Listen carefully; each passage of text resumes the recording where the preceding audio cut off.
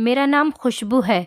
मेरा रंग रूप ऐसा था कि घर की 4 दीवारों में भी सूरज की किरणों से रंग मैला हो जाता।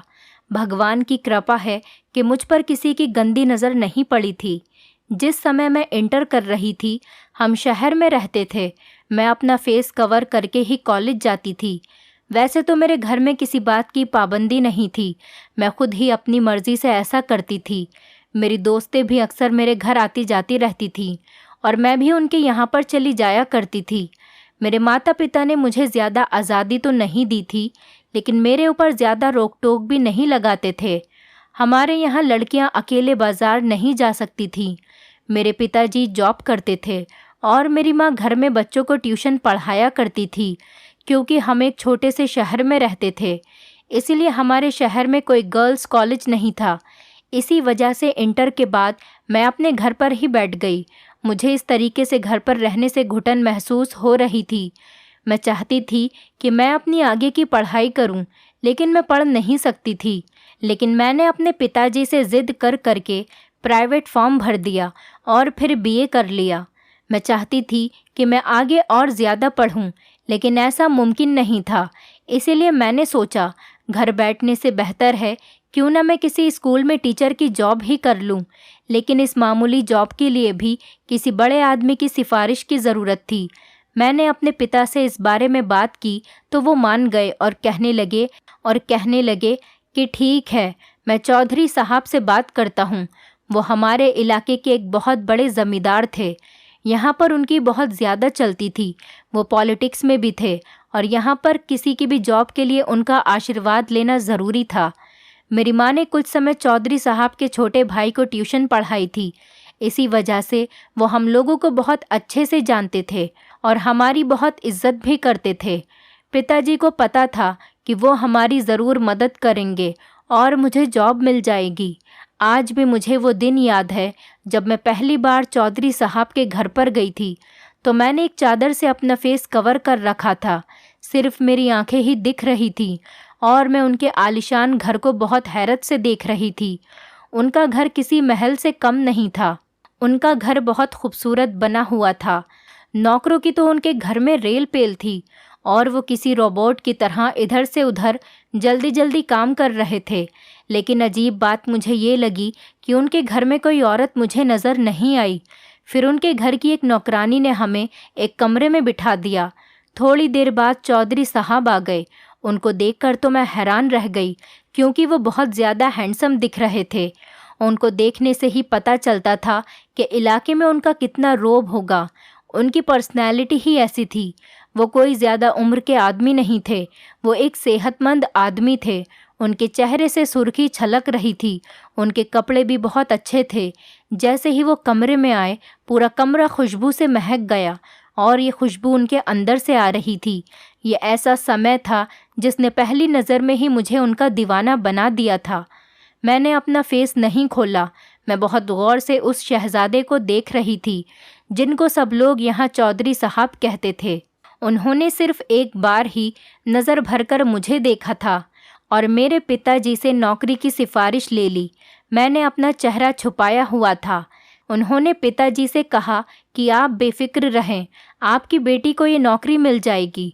वो हमारे पास 5 मिनट ही बैठे और फिर चले गए। इतने कम समय में ही उनका नौकर हमारे पास चाय की ट्रे लेकर आ गया। उसने वो चाय की ट्रे हमारे आगे रख दी और उस ट्रे में चाय के साथ साथ नमकीन, केक, बिस्किट, काफ़ी हल्की फुल्की चीज़ें भी थी। हमने वहाँ सिर्फ चाय पी और पिताजी ने नौकर से कहा कि हम चलते हैं। वो हमारे साथ घर के गेट तक आया और फिर एक ड्राइवर से कहने लगा कि इन मेहमानों को इनके घर तक पहुँचा दो। जाते समय शायद चौधरी साहब भी हमारे लिए गाड़ी का इंतज़ाम करके गए थे। शायद उनका मेहमान नवाजी करने का यही तरीका था। उस दिन मैं चौधरी साहब से इतनी इम्प्रेस हुई कि मैं बता नहीं सकती थी। सबसे ज़्यादा खुशी मुझे इस बात की हो रही थी, उन्होंने मेरी जॉब के लिए हामी भर दी थी। कुछ दिन बाद मेरे पिताजी ने बताया कि चौधरी साहब ने बुलाया है, तुम्हारी नौकरी पक्की हो गई है। उनके घर के पास जो गर्ल्स स्कूल है, चौधरी साहब ने अपनी एक ज़मीन सरकार को दे दी है। इंसानियत के नाते उसमें एक स्कूल बना दिया गया था वहाँ एक लेडी टीचर की जगह खाली थी। वहाँ उन्होंने तुम्हारी नौकरी की बात कर ली है। इतनी जल्दी अपनी नौकरी की खुशखबरी सुनकर मैं तो फूली नहीं समा रही थी। अब मुझे पता चल गया था कि सच में चौधरी साहब की कितनी बात है। लोग उनकी तारीफ ऐसे ही नहीं करते, वो सब लोगों की मदद करते हैं। इसके बाद जॉब मिलते ही मैं स्कूल में पढ़ाने चली गई। हमारे शहर से ये स्कूल 20 किलोमीटर दूर था। एक बस लगी हुई थी जो सुबह को सारे टीचर्स और बच्चों को स्कूल में लेकर जाती और छुट्टी के समय वापस घर छोड़ कर जाती थी। मैं भी इसी बस से आती जाती थी और वो बस भी चौधरी साहब ने ही लगवा रखी थी। मेरे पिता एक बहुत शरीफ इंसान थे और वो बहुत ईमानदारी से काम करते थे, इसीलिए सब लोग उनकी बहुत ज़्यादा इज्जत करते थे। जब मैंने स्कूल में पढ़ाना शुरू किया तो किसी ने इस बात पर कोई एतराज़ नहीं किया। एक दिन जब हमारी सारी टीचर्स रोड पर खड़े होकर अपनी बस का वेट कर रहे थे तो एक हवा का झोंका आया और मेरे चेहरे से नकाब उड़ गया। इत्तेफाक से उसी समय चौधरी साहब भी वहाँ से निकलकर कहीं जा रहे थे और उन्होंने मेरा चेहरा देख लिया। अगले ही दिन चौधरी साहब हमारे घर पर आ गए और मेरे पिता से मेरा हाथ मांगने लगे। मेरे पिता को उनकी बात सुनकर बहुत ज़्यादा हैरानी हुई, क्योंकि वो सोच भी नहीं सकते थे कि हमारे इलाके का इतना इज्जतदार और इतना बड़ा आदमी मेरे घर पर मेरी बेटी का हाथ मांगने आएगा। मेरे पिता ने मेरी माँ से इस बारे में मशवरा किया और फिर ये सोचकर हाँ कर दी कि चौधरी साहब से शादी के बाद मेरी तो किस्मत ही खुल जाएगी। जब मेरी शादी चौधरी साहब से हुई तो मेरे रिश्तेदार और मेरी दोस्त सभी मेरी किस्मत पर रश्क कर रहे थे। वो कह रही थी कि अब खुशबू हमारी मालकिन होगी। चौधरी साहब ने मुझे सर से पैर तक सोने में पीला कर दिया था। उनकी हवेली में बहुत ज़्यादा खूबसूरत और कीमती फर्नीचर के साथ साथ नौकरों की एक बहुत बड़ी फ़ौज थी और बहुत ज़्यादा गाड़ियाँ भी थीं। जब मैं शहर से गांव गई तो चौधरी साहब की दुल्हन देखने सारे गांव की औरतें इकट्ठी हो गईं। वो मुझे बहुत गौर से देख रही थी और मेरी बहुत तारीफ़ भी कर रही थी। चौधरी साहब की उन्हीं की उम्र की एक बहन भी थी जिसकी अभी तक शादी नहीं हुई थी। वो उन सब की मेहमान नवाजी बहुत अच्छे से कर रही थी। गांव और शहर की ज़िंदगी में ज़मीन और आसमान का फ़र्क होता है। यहाँ औरत अपनी मर्ज़ी से घर के बाहर नहीं जा सकती। किसी से मिलना जुलना और कहीं आना जाना बहुत बुरा समझा जाता है। यहाँ गांव की औरतें तो हमारे घर पर आ सकती थीं, लेकिन हम उनके घर नहीं जा सकते थे। यहाँ पर औरत घर से बाहर नहीं जा सकती थी। घर से बाहर झांकना तो बहुत बड़ी बात है। यहाँ तो चौधरी के घर की औरतों की आवाज़ भी बाहर नहीं जा सकती थी।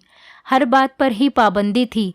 इस घुटन भरे माहौल में मेरा दिल घबराने लगा, लेकिन चौधरी साहब मेरा बहुत ख्याल रखते थे। यहाँ के नौकर भी हर समय मेरे हुक्म के इंतज़ार में रहते थे। मैं जिस भी काम के लिए हुक्म देती वो समय से पहले पूरा कर देते।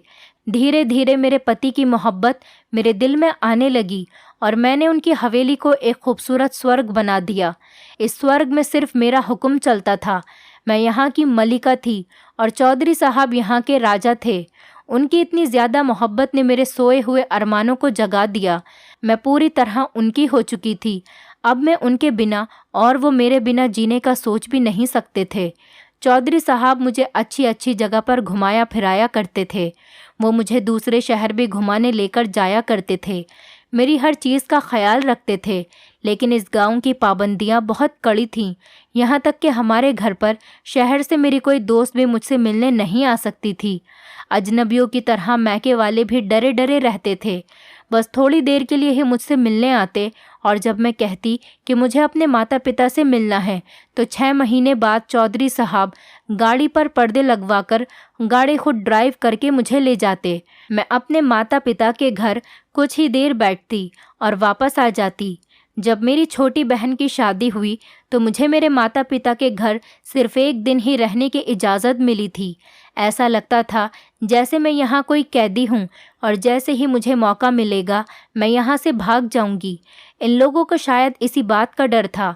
यहाँ मेरी ज़िंदगी पाबंदियों में ही रह गई थी, लेकिन मैं ये पाबंदियाँ सिर्फ इस वजह से बर्दाश्त करती थी कि चौधरी साहब मुझसे बहुत ज़्यादा मोहब्बत करते थे और मैं भी उनसे बहुत ज़्यादा मोहब्बत करने लगी थी। अगर मुझे उनकी मोहब्बत का एहसास न होता तो शायद 2-3 दिन में ही मैं इस कैद खाने से फ़रार हो जाती, क्योंकि एक दिन भी गुजारना यहाँ बहुत ज़्यादा मुश्किल था। शादी के 3 साल बाद भगवान ने हमें संतान की खुशी दिखाई। हमारे यहाँ एक बेटा और एक बेटी पैदा हुई और मैं अपने बच्चों की परवरिश में लग गई।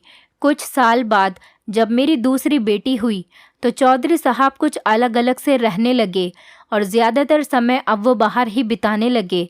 मैं ये सब कुछ नोटिस कर रही थी, लेकिन मैं खामोश रही क्योंकि अभी बच्चे छोटे थे। मैं हर समय उनमें ही लगी रहती थी। धीरे धीरे मुझे ऐसा महसूस होने लगा कि जैसे मैं अकेली ही रह गई हूँ और एक नौकर और एक मालिक का रिश्ता हम दोनों के बीच रह गया है। अब वो मुझसे इतनी दूर हो गए थे कि मैं उनकी किसी बात में बोल भी नहीं सकती थी। वो खुद ही अपनी मर्जी के मालिक थे, जबकि मैं मजबूर थी। मैं उनकी इस हरकत को समझ नहीं पा रही थी। मैंने एक नौकर से मिन्नतें की और उसके आगे हाथ जोड़े। तब उसने मेरे बच्चों पर तरस खाकर बता दिया कि चौधरी साहब शहर की एक कम उम्र लड़की के साथ इश्क लड़ा रहे हैं। उसको लेकर बाहर दूसरे शहरों में जाते हैं और उसे बहुत ज़्यादा शॉपिंग कराते हैं और उस पर बहुत ज़्यादा पैसा खर्च करते हैं। कोई बात दिल को लग जाए तो फिर चैन कब आता है। एक दिन मैंने चौधरी साहब से पूछ ही लिया कि सुना है आप दूसरी शादी करने वाले हैं। उन्होंने जवाब दिया कि तुम अपनी जगह अपने घर पर हो और अपने बच्चे संभालती रहो। मेरी ज़िंदगी में दखल देने की कोई ज़रूरत नहीं है। मर्द घर के बाहर हज़ारों काम करता है। औरत को इस बात का हक नहीं है कि वो मर्द की बाहर की ज़िंदगी में दखल अंदाजी करे। अगर तुम्हें मेरी पत्नी बनकर यहीं इस घर में रहना है तो आज के बाद इस बात को अपनी ज़ुबान पर मत लाना। ये कहकर वो चले गए और 5 दिन तक घर वापस नहीं लौटे। और अब तो हद ही हो गई थी कि वो अपनी दूसरी शादी की तैयारी कर रहे थे और मैं उनसे कुछ कह भी नहीं सकती थी। मैं अपने कमरे में छुपकर रोती रहती, लेकिन आखिर कब तक मैं ऐसे घुट घुट कर जीती रहती। एक दिन मैंने हिम्मत करके कह दिया, चौधरी साहब, अगर मैं आपके दिल से उतर गई हूँ तो मुझे मेरे पिता के घर छोड़ आइए, फिर आप दूसरी शादी कर लेना। मैं आपसे कोई शिकायत नहीं करूँगी। उन्होंने खामोशी से मेरी बात सुन ली, मगर मेरी बात का कोई जवाब नहीं दिया। कुछ दिन बाद वो मेरे पास आए और मुझसे कहने लगे कि खुशबू, तुम आजकल बहुत ज़्यादा उदास और परेशान रहती हो। चलो तुम्हें कहीं घुमाकर लेकर आता हूँ। चलो गाड़ी पर शहर का चक्कर लगाकर आते हैं। उन्होंने काफ़ी दिन बाद घर से बाहर ले जाने को कहा तो मैं खुश हो गई। सोचा इस घुटन भरी ज़िंदगी से थोड़ी देर के लिए तो छुटकारा मिलेगा। मैंने जल्दी से बच्चों को नहलाया और तैयार कर दिया और फिर खुद भी जल्दी से तैयार हो गई और हम लोग शहर आ गए। जब मेरे पिता के घर के पास आए तो चौधरी साहब कहने लगे कि तुम्हें अपने माता पिता से मिले हुए बहुत दिन हो गए। गाड़ी उन्होंने मेरे घर के दरवाजे पर रोकी और कहने लगे कि तुम जाकर अपने माता पिता से मिल लो, तब तक मैं अपने बच्चों को पार्क में घुमाकर लाता हूँ। मैं उनकी चालाकी नहीं समझ पाई। अपने माता पिता से मिलने की खुशी में मैंने जल्दी से कार का दरवाज़ा खोला और अपने घर के अंदर चली गई। सुबह से दोपहर और दोपहर से शाम हो गई, लेकिन चौधरी साहब मुझे वापस लेने के लिए नहीं आए। मेरा सबसे बड़ा बेटा 6 साल का था और दोनों बेटियां उससे छोटी थीं। मैं अपने बच्चों की याद में बहुत ज़्यादा तड़पने लगी और रो रो कर मैंने अपना बुरा हाल कर लिया।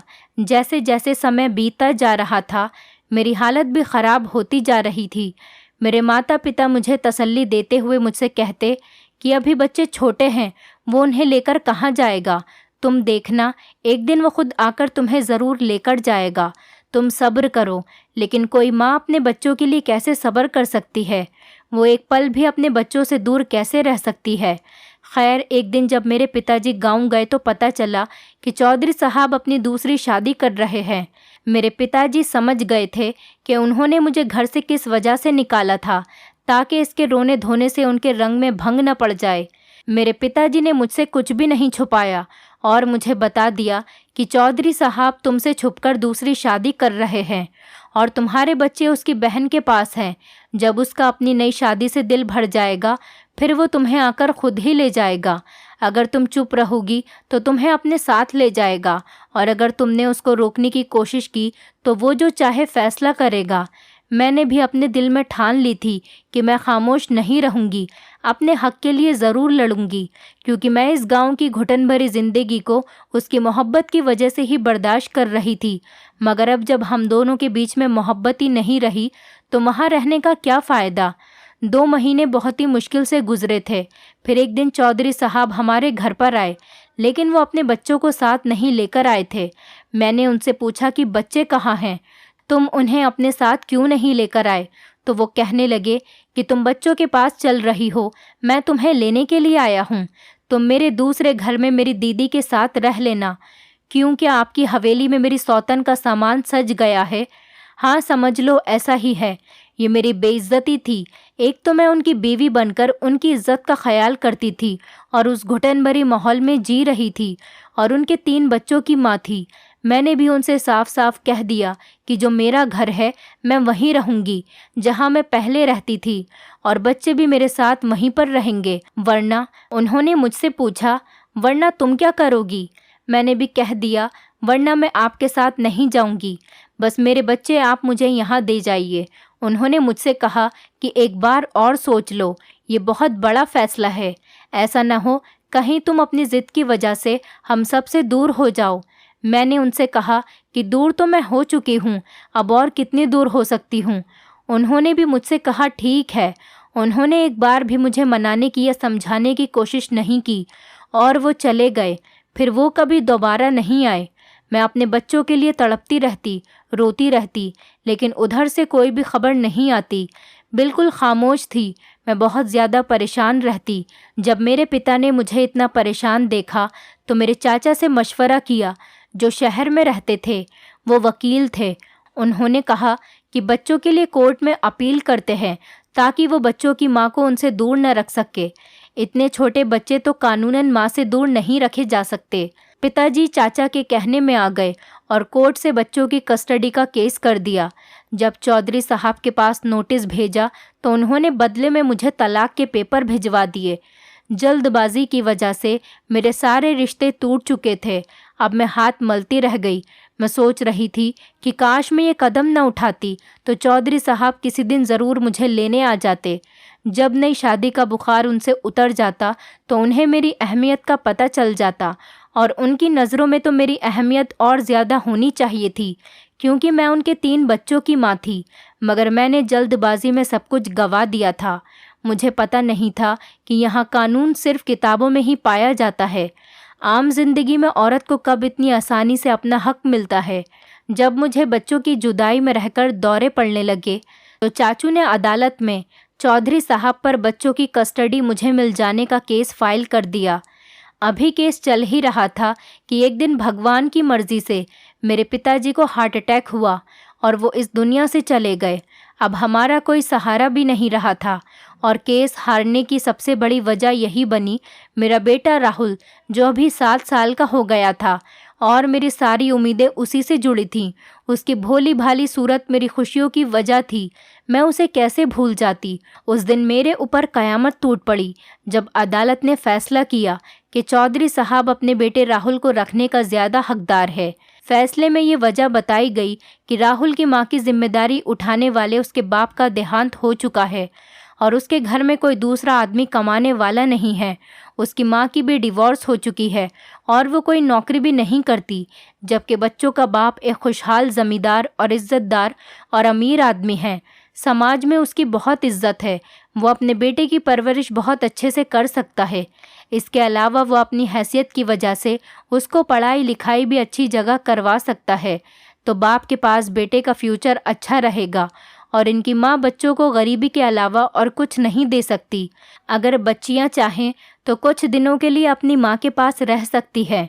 इस समय में उनका बाप को उनका खर्चा देना पड़ेगा। मुझे अपने बेटे राहुल की जुदाई बर्दाश्त नहीं थी। मैंने अपने चाचा से कहा कि जब तक राहुल मेरे पास नहीं आएगा मैं बच्चियों को नहीं लूँगी। आप कुछ करें, मुझे राहुल चाहिए। अभी फैसले की सिर्फ कॉपी ही मिली थी और जज साहब ने अपना आखिरी फैसला नहीं सुनाया था। एक दिन चौधरी साहब की गाड़ी हमारे दरवाजे पर आकर रुकी और वो गाड़ी में बैठे रहे, जबकि उनकी एक नौकरानी मेरी दोनों बेटियों को घर के अंदर लेकर आई और अब कहने लगी कि मालकिन, आपकी बच्चियों को मैं आपको देने आई हूँ। मैंने पूछा चौधरी साहब कहाँ हैं? तो वो कहने लगी कि वो गाड़ी में बैठे हैं। और राहुल, मेरे इस सवाल का उस नौकरानी ने कोई जवाब नहीं दिया। फिर मैं रोने लगी और उसके कंधे हिलाकर बोली कि बताओ वो कहाँ हैं, उसे क्यों नहीं लेकर आई, जबकि अदालत के फैसले के अनुसार वो मेरे बेटे को मुझसे मिलवाने ला सकता है। मुझे रोता हुआ देखकर वो नौकरानी भी रोने लगी। उसने कहा कि तुम्हारा बेटा राहुल अब इस दुनिया में नहीं है। चौधरी साहब का और उनकी बहन का उनकी जायदाद को लेकर झगड़ा हो रहा था। बहन अपने हिस्से की आधी विरासत अपने छोटे भाई के नाम लिखवाना चाहती थी, लेकिन चौधरी साहब ये बंटवारा नहीं करना चाहते थे। इसी झगड़े की वजह से वो बच्चों को उनकी बुआ के घर से लेकर आ गए थे और सौतेली माँ के पास रख दिया, लेकिन उनकी सौतेली माँ ने उनका ख्याल नहीं रखा। एक दिन राहुल को बहुत ज़्यादा बुखार था और छोटी मैडम ने उन्हें बुखार में नहला दिया। कहने लगी कि बुखार में नहाने से बुखार उतर जाता है, लेकिन उस बुखार को क्या उतरना था, वो और ज़्यादा तेज़ हो गया। सर्दी से उस मासूम को नमूनिया हो गया। ये कहकर वो रोने लगी और मैं बेहोश होकर गिर गई। मेरी तो जैसे दुनिया ही उजड़ गई थी। मेरी माँ ने उस नौकरानी को बाहर गाड़ी तक पहुँचाया। चौधरी साहब दोनों बेटियों को हमारे पास छोड़कर चले गए थे। उसके बाद वो हमारे दरवाजे पर कभी नहीं आए, लेकिन उनकी बहन हर महीने ज़रूर हमारे घर पर आती थी हमसे मिलने के लिए। उन्हें मेरी बच्चियों से बहुत ज़्यादा मोहब्बत थी।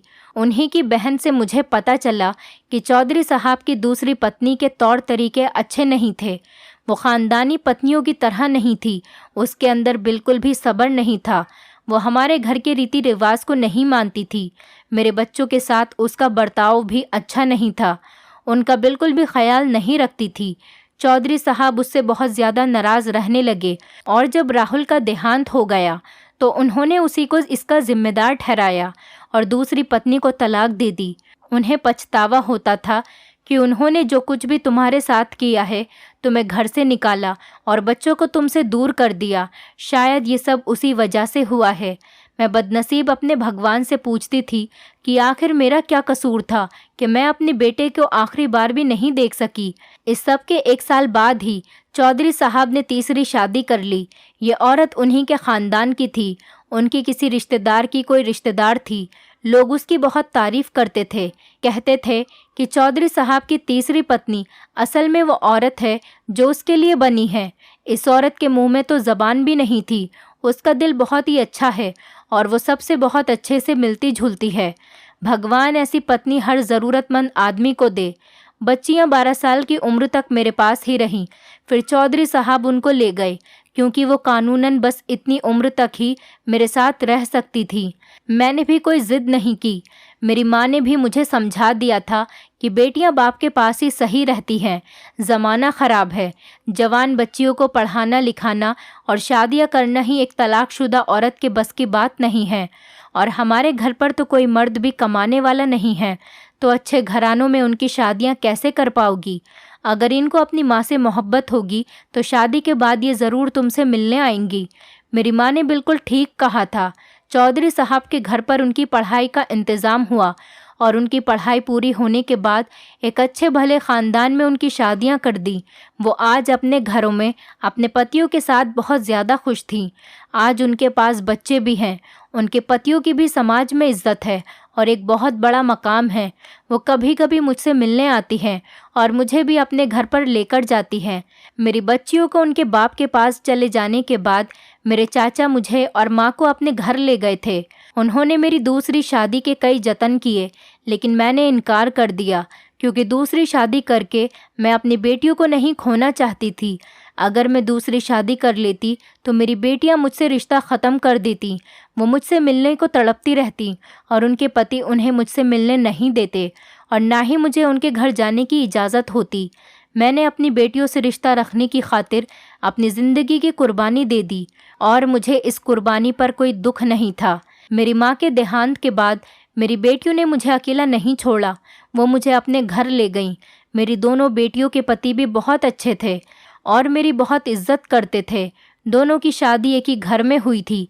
ये देवरानी और जेठानी के रिश्ते में बनी हुई थी। उनके ससुराल वाले भी मेरी बहुत इज्जत करते थे। उनके ससुर भी मेरी बहुत ज़्यादा इज्जत करते थे और उनकी पत्नी का भी देहांत हो चुका था। मुझे अपनी बेटियों के पास आए हुए कुछ ही दिन हुए थे और उनके घर के माहौल में मैं बहुत अच्छे से ढल चुकी थी। मेरे दोनों दामाद बहुत अच्छे थे।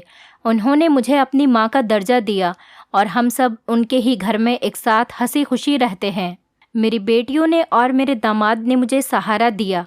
ज़िंदगी के इस आखिरी मोड़ पर वो लोग मेरे साथ खड़े थे। मैं भगवान का शुक्रिया अदा करती हूँ कि आज मेरी बेटियाँ मेरी आंखों के सामने हैं और वो बहुत खुश हैं। मैंने अपनी ज़िंदगी में बहुत कुछ खोया और बहुत कुछ सब्र किया। भगवान ने मुझे उसका फल भी इसी तरह दिया। चौधरी साहब का घर यहाँ से कुछ ही दूर पर था, मगर वो बहुत कम ही बेटियों से मिलने आते थे। जब कभी वो अपनी बेटियों से मिलने आते तो बेटियों से मिलकर चले जाते और मैं भी अपने कमरे में चली जाती। मैं कभी भी उनके सामने नहीं आती थी। मैं नहीं चाहती थी कि मेरा और उनका आमना सामना हो।